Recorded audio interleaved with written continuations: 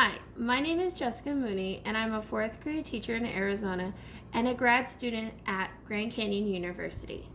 I'm enrolled in the Early Childhood and Early Childhood Special Education program. This week we learned about teacher dispositions. If you're not sure of what a disposition is, here's a quick little definition.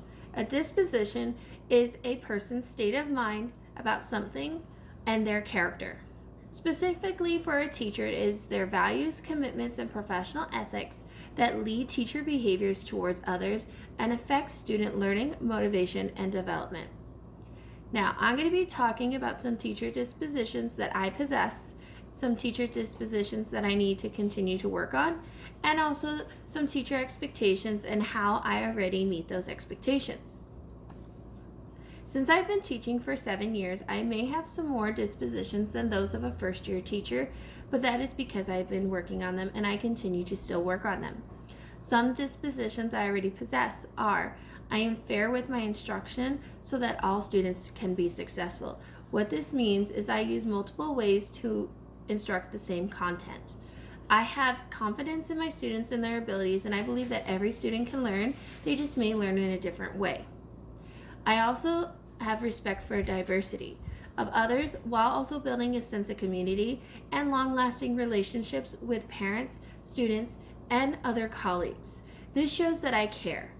I also hold high expectations of myself and my students by setting goals and tracking those goals and making sure they are clear and consistent. I am committed, enthusiastic, and show a passion for teaching and learning by knowing and having knowledge of other content areas and leading and being a good role model for my students outside of the classroom in various clubs. I also communicate with my parents, my staff, and my students through collaboration that is positive and professional, if not on a weekly basis, then on a daily basis, so my students can be successful. I am also proud to say that I have been able to seek out, receive, and act upon professional constructive feedback in order to make myself a better educator. Some dispositions that I feel I need to continue to work on. So, some of those dispositions are flexibility. Now, I don't mean being flexible and being able to monitor and adjust during a lesson. That is something that I have been able to gain through my teaching experiences. What I mean is being flexible when my entire day or schedule may get shifted.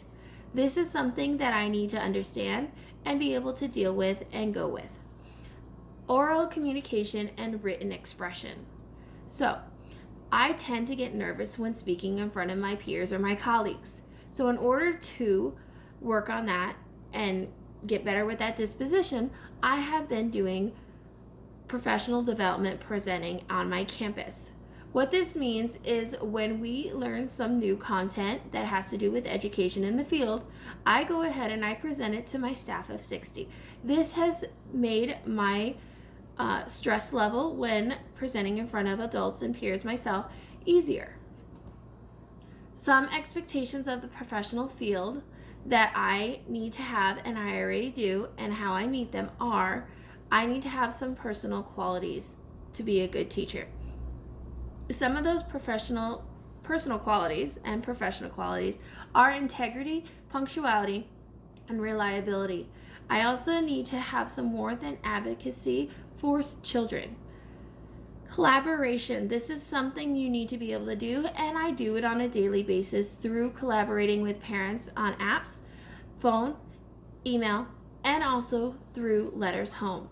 I also collaborate with my staff and my colleagues. This can be through weekly PLCs meetings, or it could also be just through passing in the hallway. I'm also committed to continuous professional growth.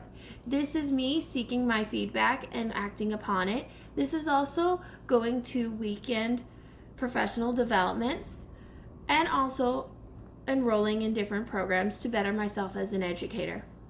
I need to also be committed to diversity, which is something I do. I understand that not all students are the same, but all students can learn just in different ways. And also being committed to some ethical practices. This is key in being a teacher. You need to be confidential, you need to be honest and trustworthy, and you need to follow the legal obligations and ethical responsibilities, which are things that I already do. Thank you again for watching this video about my teacher dispositions.